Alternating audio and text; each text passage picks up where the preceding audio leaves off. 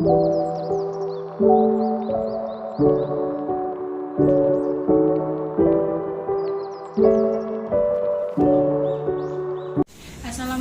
warahmatullahi wabarakatuh. Saya Hanifah Panayati dengan NIM 2214201037, kelas 1A Keperawatan Fakultas Kesehatan Universitas Kodoko. Video ini saya buat untuk memenuhi tugas mata kuliah Ilmu Biomedik Data dengan dosen pengampu Ibu Nurse Imelda R. Kartika MM. Selamat menyaksikan. Baiklah, saya akan menjelaskan anatomi tubuh manusia. Yuk, mari sama-sama kita simak bagaimana sih sistem di dalam tubuh kita bekerja. Sistem di dalam tubuh manusia itu ada banyak sekali. Yang pertama, itu ada sistem pensyarafan. Nah, sistem pensyarafan ini adalah sistem yang terdiri dari serabut-serabut saraf yang tersusun atas sel-sel saraf yang saling terhubung satu sama lain. Oh iya, di sistem saraf ini terbagi menjadi dua loh, yaitu ada saraf pusat dan juga saraf tepi. Di saraf pusat itu terbagi lagi menjadi tiga nih, yaitu ada otak, sumsum tulang belakang, dan juga neuron. Sedangkan di saraf tepi hanya terbagi menjadi dua, yaitu sistem saraf somatik dan juga sistem saraf otonom. Yuk, mari kita bahas satu persatu. Nah, di sistem saraf pusat terbagi menjadi tiga kan? Nah, yang pertama itu ada otak. Otak itu adalah mesin pengendali utama dari segala fungsi tubuh kita. Nah, di otak juga terbagi lagi menjadi dua, yaitu otak besar dan otak kecil, yang mana masing-masingnya mempunyai fungsi otak yang berbeda. Otak besar juga terbagi menjadi dua, yaitu otak kanan dan juga otak kiri. Otak kanan itu berfungsi menafsirkan hal-hal abstrak seperti bentuk, emosi, musik, dan juga warna. Sedangkan otak kiri mempunyai fungsi yang berbeda dari otak kanan, yaitu mempunyai kemampuan dalam bahasa, menghitung, dan berbicara. Dan di otak besar terdapat juga lobus. Nah, lobus itu ada banyak macamnya. Yang pertama itu ada lobus frontal. Lobus frontal itu terletak di bagian depan otak. Di sini, yang berperan untuk mengendalikan gerak tubuh dan mengatur emosi. Yang kedua ada lobus occipital. Lobus occipital itu terletak pada bagian belakang otak di sini, yang berperan sebagai memahami arti kata tertulis dan kemampuan dalam mengenali warna. Lobus yang ketiga itu ada lobus temporal yang terletak pada kedua sisi kepala yang sejajar dengan telinga, yang berperan sebagai tempat menyimpan memori dan mengatur fungsi pendengaran. Dan lobus yang terakhir itu ada lobus parietal. Lobus parietal ini terletak di belakang lobus frontal. Di sini lobus frontal berarti lobus parietal di sini, yang berperan sebagai menafsirkan sentuhan serta mengetahui perbedaan suhu. Nah, sistem saraf pusat yang kedua itu ada sumsum tulang belakang yang berhubungan ke otak melalui batang otak dan kemudian mengalir sepanjang ruang tulang belakang yang berfungsi mengalirkan sinyal dari otak ke tubuh lain serta mengirim informasi ke otak. Sistem saraf pusat yang ketiga itu adalah neuron. Nah, di neuron ini terdiri dari tiga bagian, yaitu ada neuron sensorik, neuron motorik, dan juga interneuron. Di neuron ini terdiri dari yang pertama ada badan sel. Di badan sel itu sendiri memiliki inti sel. Yang kedua ada dendrit. Di dendrit itu terdiri dari selaput pendek bercabang yang tonjolannya dari sitoplasma. Dendrit itu berfungsi menerima impuls dan mengirimnya ke badan sel. Yang ketiga itu ada akson. Akson adalah yang terdiri dari serabut neuron dengan ukuran panjang yang terlihat seperti cabang. Akson itu sendiri berfungsi sebagai membawa impuls keluar dari badan sel. Nah, setelah kita membahas saraf pusat, mari sama-sama kita bahas saraf tepi. Saraf tepi itu adalah penghubung respons sistem saraf pusat ke organ tubuh lainnya. Di saraf tepi terbagi menjadi dua bagian. Yang pertama ada sistem saraf somatik. Di sistem saraf somatik ini itu terdapat 12 pasang kranial dan 31 saraf spinal. Pada saraf somatik terdapat 12 pasang saraf kranial. Baiklah, saya akan membahas secara singkat apa saja 12 pasang itu tersebut. Nah, yang pertama ada saraf olfaktorius. Saraf olfaktorius ini berkaitan atau berhubungan dengan aktivitas manusia terhadap aroma atau indera penciuman. Nah, yang kedua ada saraf optik. Sesuai namanya, saraf optik itu sendiri adalah saraf yang berkaitan dengan indera penglihatan. Saraf kranial yang ketiga ada saraf okulomotor. Saraf okulomotor ini terletak pada bagian depan otak. Saraf okulomotor ini memiliki fungsi motorik berupa membantu pergerakan mata. Saraf selanjutnya itu ada saraf troklear. Saraf troklear ini berfungsi juga membuat mata menjadi melotot dan bisa kembali seperti semula. Nah, yang kelima ada saraf trigeminal. Saraf trigeminal ini sendiri adalah saraf kranial yang mempunyai fungsi motorik dan juga fungsi sensoriknya. Fungsi sensorik pada saraf trigeminal ini seperti dapat merasakan sentuhan atau sensasi pada bagian wajah, leher atas, dan kulit kepala. Sedangkan fungsi motoriknya dari sistem trigeminal ini seperti memiliki peran dalam mengontrol setiap gerakan otot yang ada di bagian mulut, telinga, dan juga rahang. Saraf kranial yang keenam adalah saraf abdusen. Dengan adanya saraf ini, maka mata manusia dapat bergerak untuk melihat ke arah samping kanan dan juga samping kiri, dan dapat menggerakkan mata keluar. Ini ada saraf facialis. Saraf facialis yang memiliki fungsi seperti menyimpan kelenjar yang dapat menghasilkan air liur dan mengeluarkan air mata, serta dapat memberikan informasi ke lidah agar dapat merasakan berbagai macam rasa makanan, dan juga memberikan informasi ke wajah untuk mengontrol setiap otot yang berhubungan dengan ekspresi atau mimik wajah. Saraf yang kedelapan itu ada saraf vestibulococlearis. Pada saraf ini terdapat dua fungsi, yaitu yang pertama berkaitan dengan keseimbangan dan yang kedua berkaitan dengan pendengaran. Nah, selanjutnya ada saraf glossopharyngeal yang memiliki fungsi berupa memberikan informasi sensorik yang berasal dari telinga bagian luar hingga rongga bagian tengah telinga. Saraf yang ke-10 itu ada saraf vagus. Saraf vagus yang memiliki fungsi yang berhubungan dengan organ dalam manusia, seperti mengendalikan setiap gerakan jantung, paru-paru, dan pita suara. Saraf kranial yang ke-11 yaitu ada aksesorius. Saraf aksesorius ini memiliki fungsi berupa membantu saraf motorik otot leher bekerja. Dan saraf yang terakhir ada saraf hipoglossus.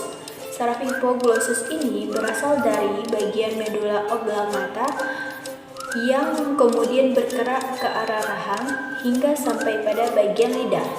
Maka dari itu, saraf ini memiliki peran yang cukup penting dalam menggerakkan lidah dan berperan dalam menelan, berbicara, dan mengunyah makanan.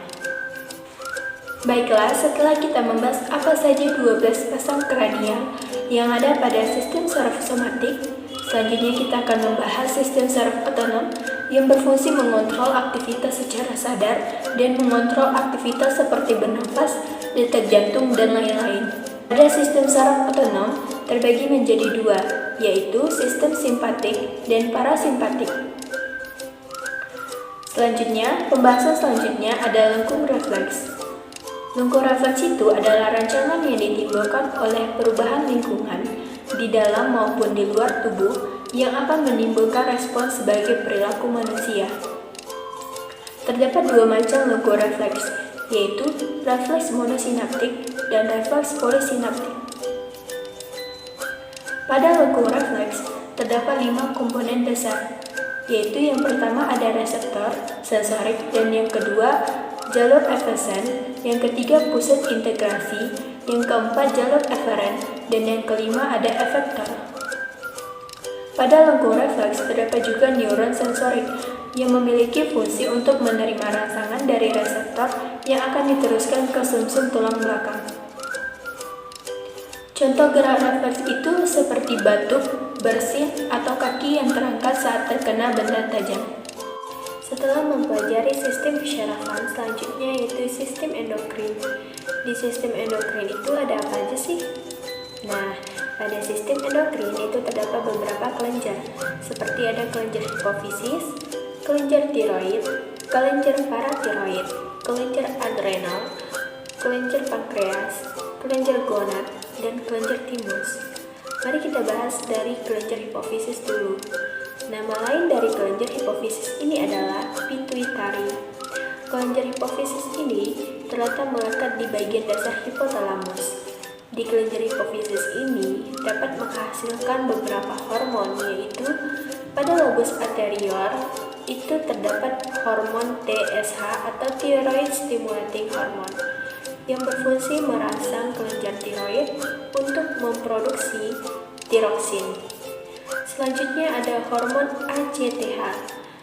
Hormon ACTH ini berfungsi untuk merangsang korteks adrenal untuk memproduksi kortikosteroid.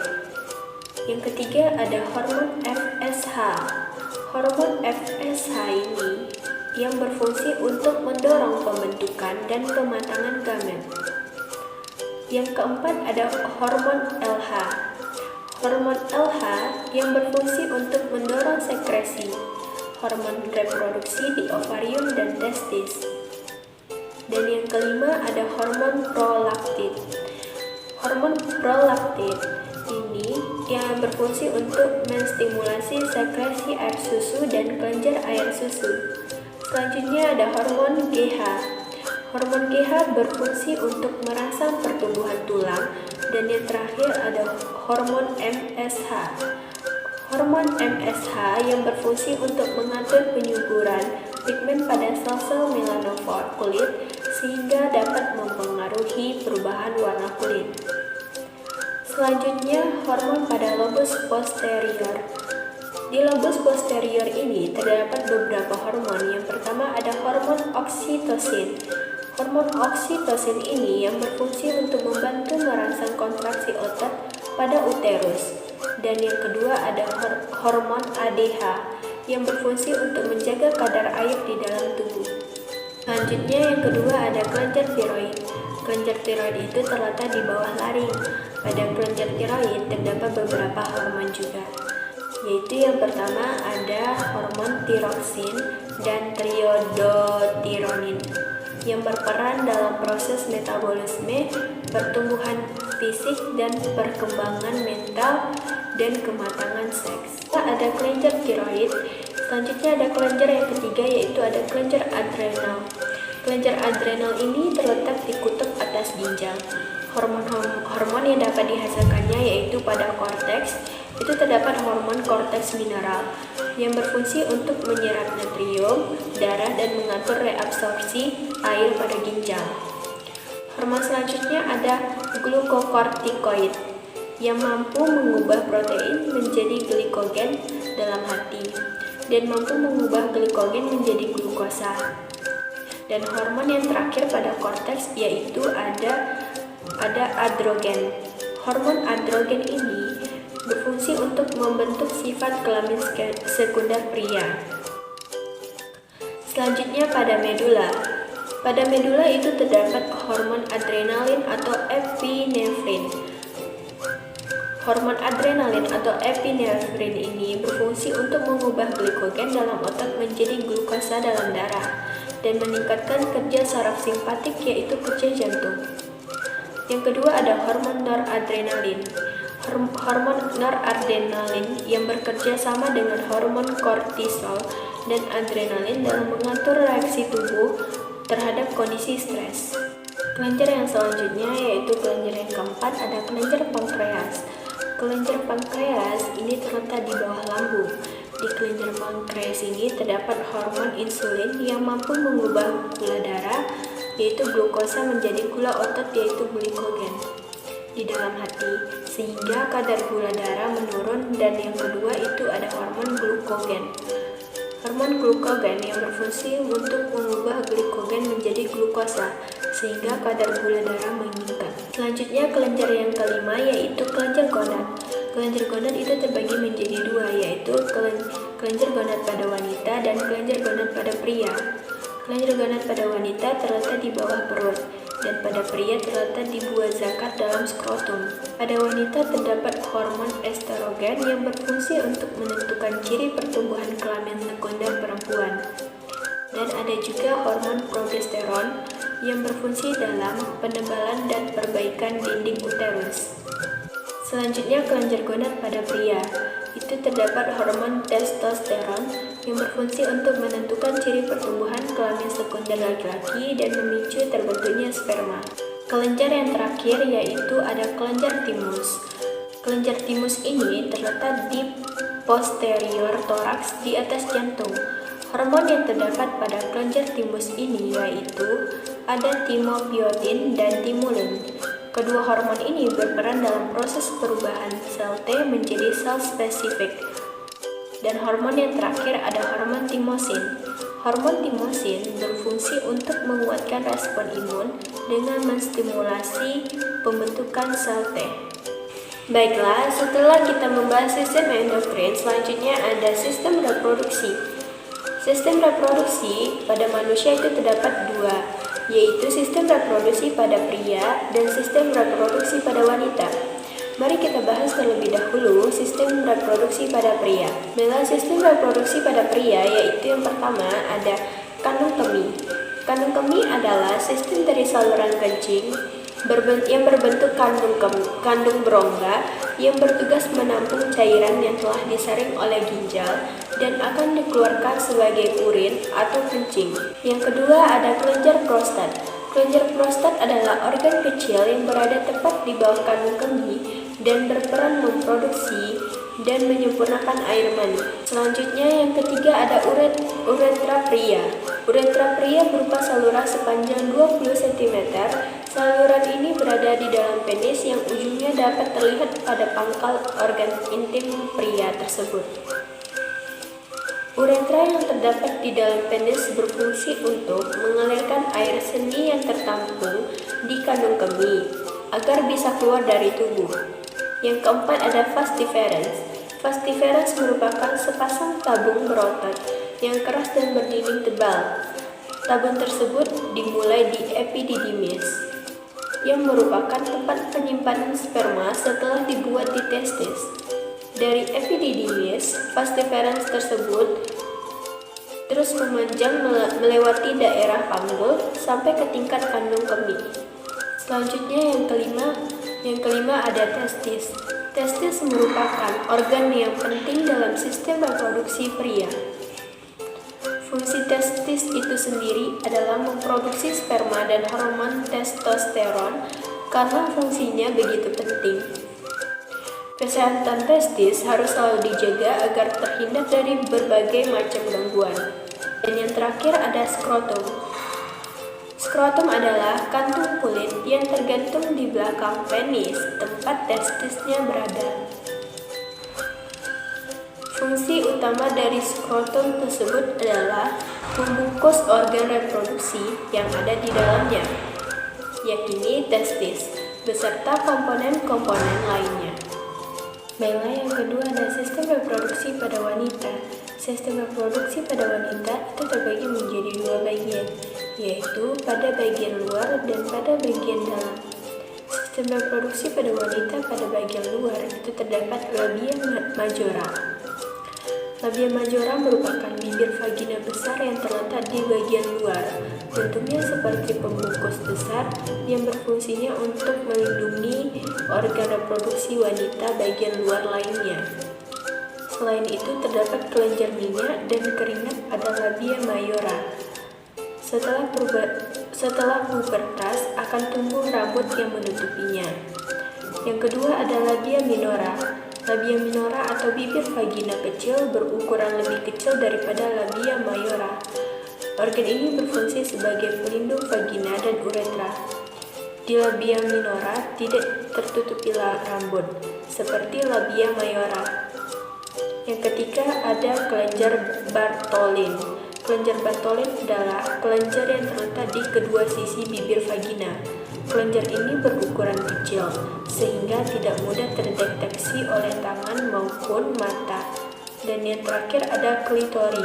Klitori adalah struktur seukuran kacang polong yang terletak di bagian atas vulva wanita, di atas lubang uretra. Organ ini mengandung banyak pembuluh darah dan saraf-saraf sensories, sehingga sangat sensitif terhadap rangsangan dari luar. Selanjutnya, sistem reproduksi wanita bagian dalam. Sistem reproduksi wanita pada bagian dalam, yang pertama terdapat vagina. Vagina adalah saluran yang menghubungkan serviks atau bagian bawah rahim dengan bagian luar tubuh. Letaknya di dalam tubuh, belakang kandung kemih, lebih rendah dari rahim. Fungsi vagina sebagai alat reproduksi wanita adalah menjadi jalan keluar darah saat menstruasi, jalan lahir bayi, serta jalan masuk sperma menuju rahim. Yang kedua ada ovarium. Ovarium atau indung telur berada di sisi kanan dan kiri rongga panggul yang bersebelahan dengan bagian rahim atas. Ovarium ini bertanggung jawab untuk memproduksi hormon seperti estrogen, progesteron, dan ovum, atau yang biasa disebut dengan sel telur. Yang ketiga ada tuba Fallopi. Tuba Fallopi atau oviduk memiliki bentuk seperti saluran bercorong yang masing-masing membentang dari ujung kanan dan kiri pada rahim atas ke ujung ovarium. Fungsinya untuk mengangkut ovum dan membawanya ke dalam infundibulum, bagian ujung tuba Fallopi menuju rahim. Selanjutnya ada rahim atau uterus. Rahim adalah organ reproduksi wanita yang berongga dan berbentuk seperti buah bir. Ini merupakan rumah bagi janin yang sedang berkembang. Ada dua bagian rahim, yaitu serviks, yang merupakan leher rahim yang berada di bagian bawah dan menjadi jalan menuju vagina, serta tubuh utama rahim, yaitu korops. Di korops, area fleksibel karena bisa mengembang sesuai perkembangan bayi. Dan yang terakhir ada leher rahim atau serviks. Leher rahim atau serviks ini adalah organ berbentuk silinder atau tabung yang menghubungkan vagina dengan rahim. Serviks terdiri dari dua bagian, yaitu ekstoservix, yaitu terletak di dinding luar leher rahim, dan endoservix yang terletak di bagian dalam leher rahim. Sistem yang selanjutnya yaitu ada sistem perkemihan. Sistem perkemihan merupakan sistem yang penting untuk membuang sisa-sisa metabolisme makanan yang dihasilkan oleh tubuh, terutama senyawa nitrogen seperti urea dan kreatinin, bahan asing, dan produk sisanya. Pada sistem perkemihan yang pertama itu ada ginjal. Ginjal adalah organ yang bekerja secara terus-menerus. Fungsi ginjal itu sendiri dalam sistem perkemihan adalah untuk menyaring darah serta membuat urin yang akan dikeluarkan oleh tubuh. Sebagian besar orang mempunyai dua pasang ginjal, yang letaknya masing-masing berada di sisi belakang perut, yaitu tepat di bawah tulang rusuk. Yang kedua ada ureter. Pada anatomi sistem perkemihan pun terdapat ureter. Ureter itu adalah buah tabung tipis yang berada di dalam panggul. Fungsinya adalah untuk membawa urin dari ginjal ke kandung kemih. Setiap ginjal memiliki organ ureter. Kemungkinan hampir setiap 10-15 detik, ureter mengosongkan urin dari area kandung kemih. Selanjutnya kandung kemih. Kandung kemih adalah organ berbentuk segitiga yang terbuat dari otot, mempunyai rongga dan bentuknya seperti balon. Jadi kandung kemih ini akan mengembang saat sudah terisi.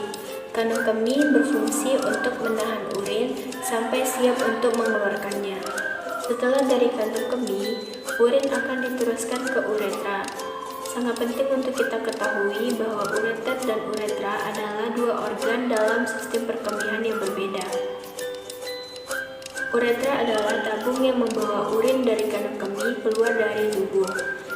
dan nantinya sesuai dengan proses pembentukan urin akan berakhir di lubang keluar tubuh, seperti melalui organ penis pada pria serta melalui vagina pada wanita. Baiklah, selanjutnya sistem respirasi. Pernafasan atau bisa disebut juga dengan respirasi yang dapat didefinisikan sebagai sebuah proses pengambilan oksigen dan pelepasan karbon dioksida dan penggunaan energi yang ada dalam tubuh. Bagaimana sih respirasi itu terjadi? Respirasi itu terjadi saat udara masuk melalui rongga hidung. Rongga hidung merupakan tempat atau pintu utama udara dihirup. Fungsinya sebagai tempat masuknya udara melalui tenggorokan. Rongga hidung juga menjaga kelembapan suhu tekanan udara. Setelah dari hidung, udara akan masuk melalui faring. Di faring adalah nama lain dari tenggorokan, bagian atas, berupa tabung yang terletak di bagian mulut dan rongga hidung. Fungsi faring itu sendiri adalah untuk menyalurkan aliran udara dari hidung dan mulut melalui trakea. Setelah faring terdapat epiglotis. Epiglotis adalah katup yang berfungsi untuk mencegah makanan dan minuman masuk ke dalam saluran udara pada tenggorokan, dan udara akan terus masuk ke laring. Di laring adalah saluran pernafasan yang membawa udara menuju trakea. Fungsinya untuk melindungi saluran pernafasan dan mencegah masuknya benda asing ke dalam saluran nafas. Selanjutnya udara akan diteruskan ke trakea. Trakea atau batang tenggorokan adalah sebuah tabung udara yang memiliki ukuran yang besar, yang fungsinya untuk menyalurkan udara menuju paru-paru. Selanjutnya udara akan berada di bronkus. Bronkus adalah saluran yang menghubungkan antara trakea ke paru-paru. Fungsinya untuk menghantarkan udara dari saluran nafas atas ke dalam paru-paru, sekaligus menyalurkannya dari paru-paru. Di dalam paru-paru terdapat bronkiolus. Bronkiolus adalah cabang bronkus yang bertugas mengalirkan udara ke alveoli. Fungsinya untuk mengendalikan jumlah udara yang masuk ke paru-paru ketika bernafas setelah bronkiolus bekerja. Selanjutnya udara akan diteruskan ke alveolus. Alveolus berada di dalam paru-paru berupa kantong kecil yang berkerumunan seperti sebuah anggur. Fungsinya sebagai tempat bentukannya oksigen dan CO2 di paru-paru. Selanjutnya muskuloskeletal atau skeletal atau bisa kita sebut juga dengan rangka. Muskuloskeletal adalah rangkaian tulang yang mendukung dan melindungi beberapa organ lunak, terutama dalam tengkorak dan panggul. Kerangka juga berfungsi sebagai alat ungkit pada gerakan dan menyediakan permukaan untuk berkaitan otot-otot kerangka. Rangka tubuh adalah tempat terjadinya hematopiesis, yaitu tempat pembentukan sel darah. Sumsum tulang merupakan tempat pembentukan sel darah, terutama di tulang pipi, contohnya tulang dada atau pada corpus sterni. Anatomi sistem muskuloskeletal. Yang pertama ada muskular atau otot. Jaringan otot adalah salah satu dari 4 jenis jaringan primer utama, terutama terdiri dari sel-sel otot yang khusus untuk berkontraksi. Jaringan otot yaitu yang pertama ada otot kerangka, otot jantung, dan otot polos.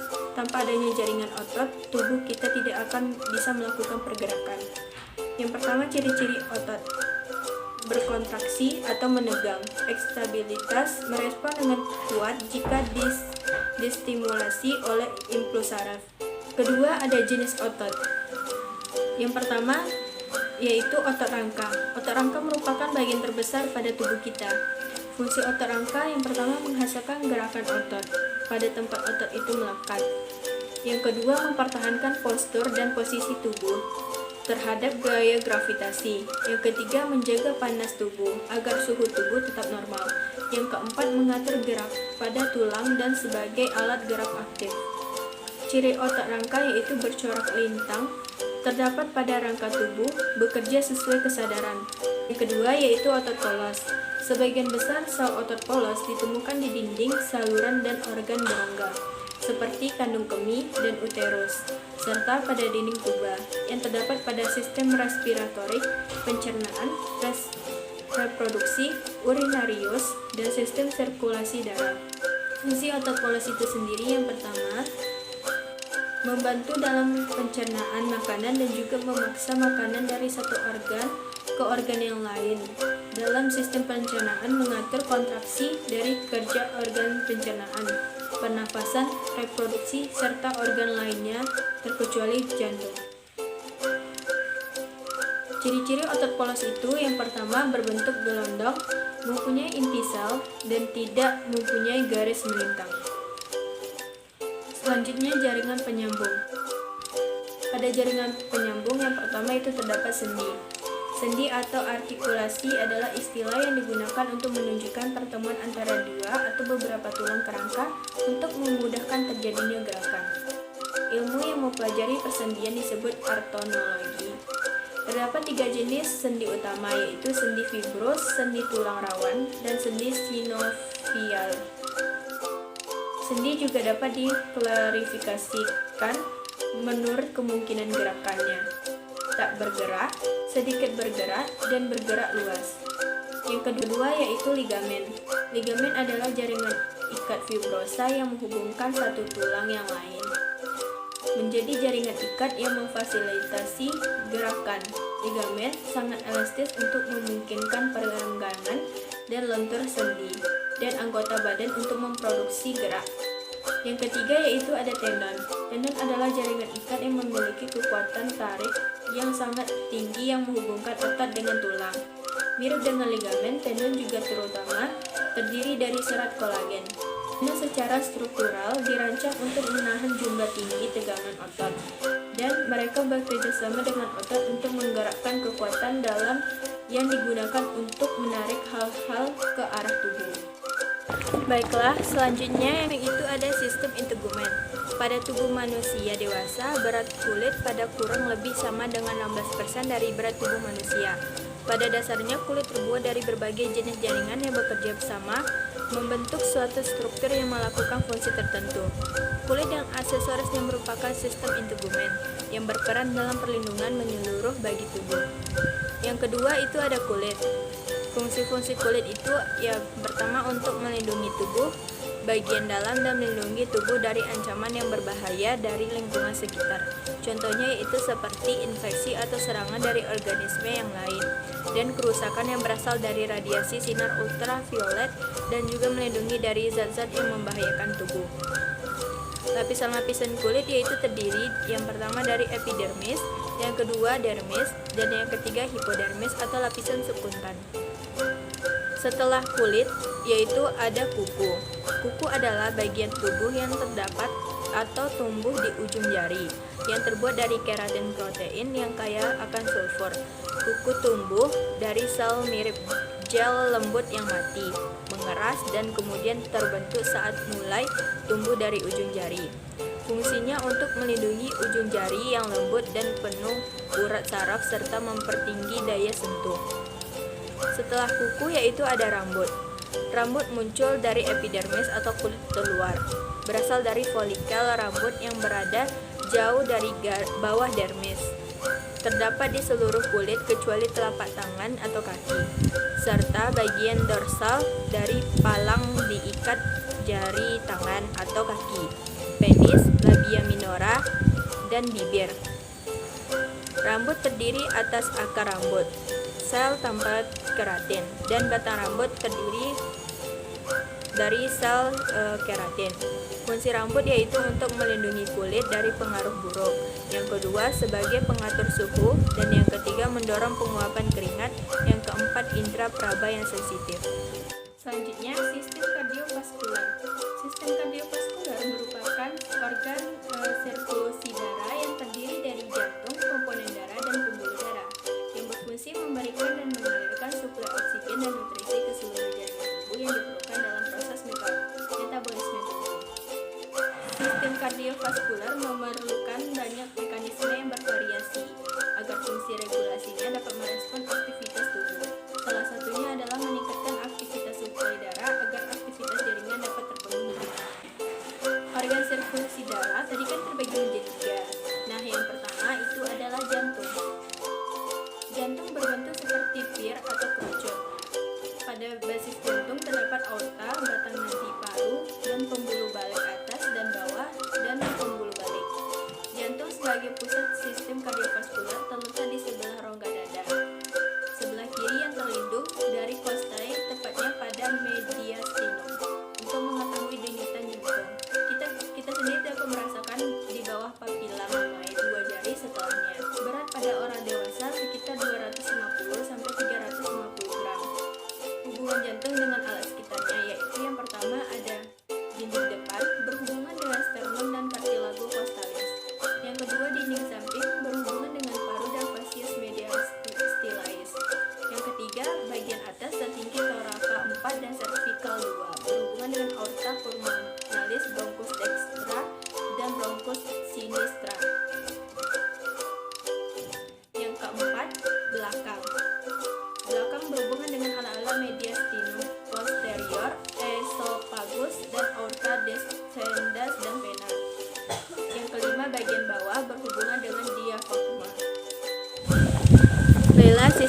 ke-9 yaitu sistem hematologi.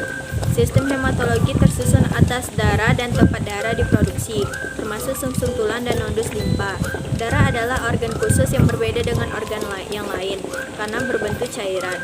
Fungsi darah yaitu yang pertama sebagai penghantar oksigen dan nutrisi ke seluruh bagian tubuh dan jaringan. Yang kedua sebagai pembentukan agen dan pembekuan darah. Yang ketiga mengendalikan stabilitas suhu tubuh. Yang keempat sebagai alat pertahanan tubuh untuk melawan infeksi. Yang kelima sebagai pengangkutan hasil metabolisme menuju ginjal dan hati untuk proses filtrasi. Yang keenam sebagai pengangkut hormon yang dieskresikan. Sel darah terbagi menjadi dua, yaitu sel darah merah dan sel darah putih. Yang pertama sel darah merah yaitu eritrosit. Eritrosit atau sel darah merah merupakan komponen sel dengan jumlah terbesar dalam darah dan memiliki fungsi penting dalam darah yaitu sebagai sel pengangkut oksigen.